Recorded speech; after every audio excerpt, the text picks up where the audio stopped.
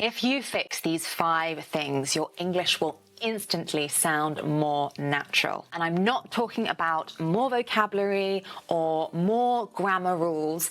I'm talking about tiny, small changes, small habits that native speakers do without even thinking about. And once you start doing them too, your English will sound so much more natural. Because here's the thing.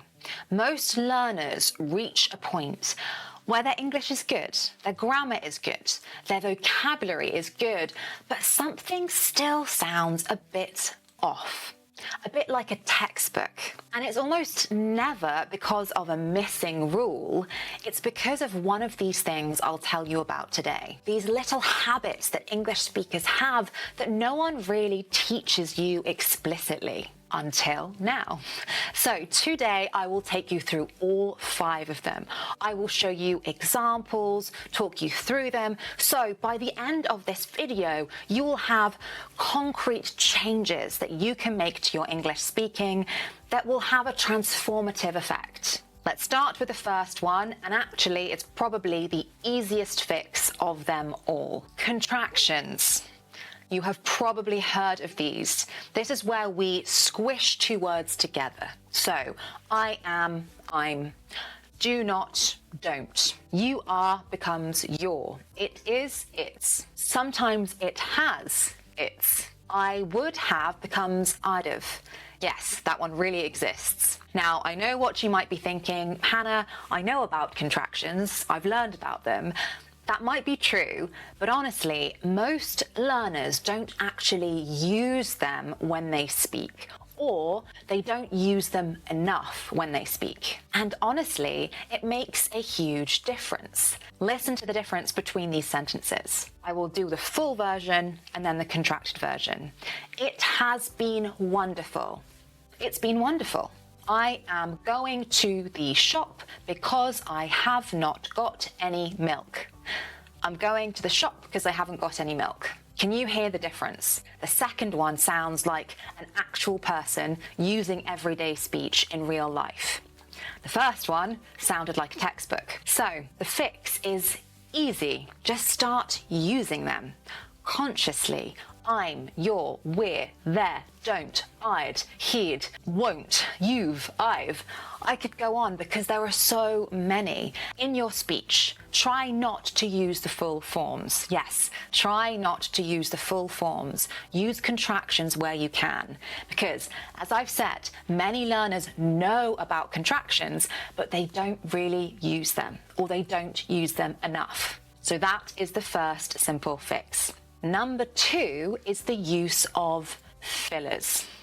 And this one might surprise you because perhaps in school you were taught that fillers were bad. You were taught not to use them, to never say or But in reality, native speakers use them all the time.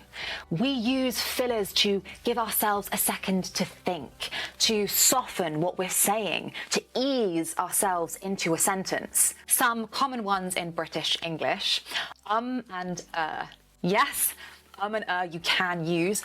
Obviously, don't make them every other sentence, but you definitely can use them to buy yourself time to think.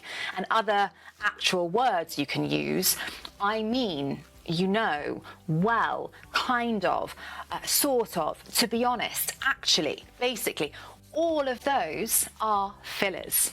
Use them. We sprinkle these into our speech constantly. Listen to the difference between these 2 sentences. Tell me which one sounds more natural. Yesterday, I went to the cinema and it was good. So, yesterday I went to the cinema and yeah, it was actually really good. Again, the second one sounds more realistic, like a real person telling you about their evening. But the sentence without fillers sounds more like something you would say in an exam. Now, a word of caution, don't overuse them. Fillers should be spread out and not concentrated. For example, a very annoying tic for native speakers is to make every other word like. That's not what I mean. Or every other word you know. They should be used in a measured way and spread out so they're not really concentrated in one place. If you overuse them, it runs the risk of sounding like you don't know what you're talking about. But if you sprinkle them in naturally, that makes you sound fluent, relaxed, and confident. As strange as it sounds, fillers actually make you sound more fluent, not less. Number 3, linking. And this is a big one. It's something I think that really separates English learners from native speakers. When a native speaker speaks English, we don't say every word separately, neat little blocks. We link them all together. The end of one word flows into the next. Let's take this phrase, an apple, said separately, an apple. A native speaker would say an apple. An apple. The N would flow seamlessly into the A, an apple. Or this, we wouldn't say pick it up, we would say pick it up, pick it up. The consonant would get pushed forwards. I actually go into a lot more detail about this in this video where I talk about the different types of linking. So if you want more detail on this, have a look at that. And sometimes it links and condenses even more than you think. So what are you doing? Separate, linked, what are you doing? Really shortened and linked, what you doing? What you doing? What you doing? Obviously, that third one is much less formal and only to be used in very casual circumstances. But even that second one, what are you doing? We would say that, not what are you doing? Now, I'm not saying you need to learn all of the technical rules when it comes to linking, but I am saying you need to be aware that native speakers don't speak word by word. We speak in phrases, and often those phrases become one whole shape. So when you're practicing your English, try and let your words flow into each other instead of carefully separating them. Trust me, your English will sound so much more natural.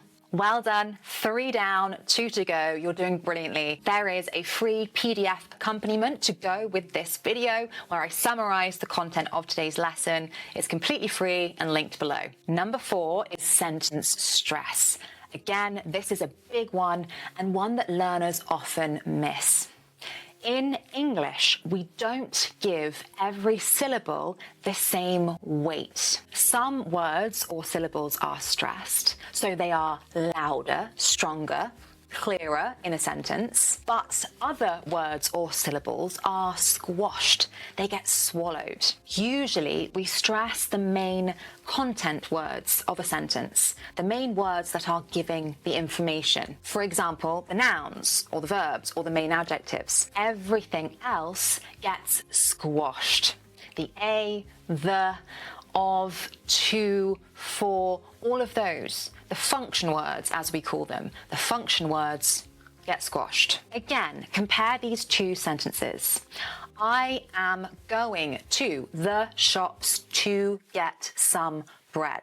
I'm going to the shops to get some bread. The stressed words are going, shops, get, bread.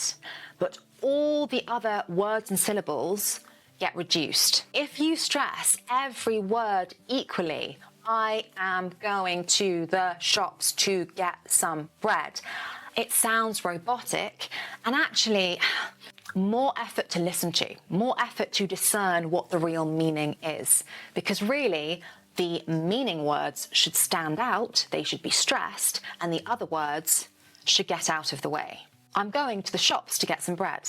So, the fix here, when you're speaking, pick out the most important words in your sentence and lean into those. Let everything else go softer, because that rhythm of up and down, that is the rhythm of English.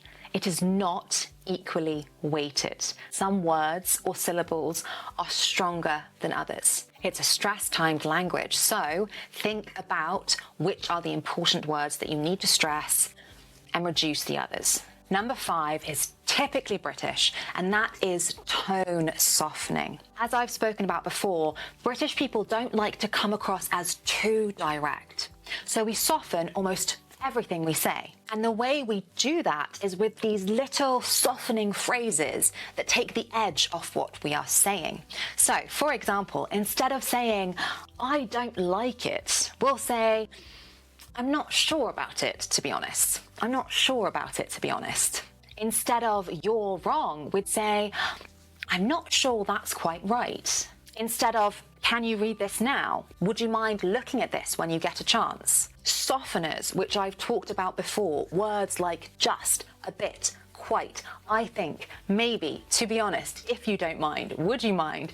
We use all of these constantly. I didn't actually realise how often I use the word just until my daughter started speaking, because obviously they mimic what they hear.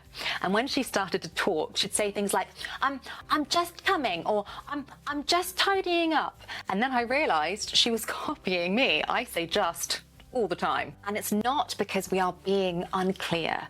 It's because we are softening. We're being more polite, less direct. And as I've said, politeness and indirectness is important in our culture. And honestly, if you start adding these little softeners into your English, especially when you're talking to British people, you will instantly sound more natural and more polite. So, a double benefit there. It's just a small fix, but it makes a huge difference. So, those are the 5. Contractions, fillers, linking, sentence stress, and tone softening.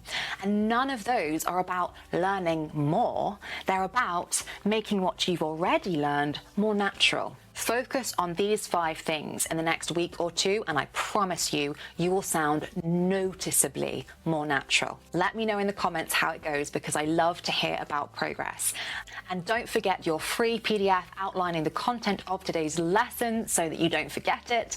It is linked below and completely free. If you found this video helpful, please like and subscribe, although no pressure, just your being here is enough. Have a wonderful rest of your day, and hopefully I will see you in the next one. Bye.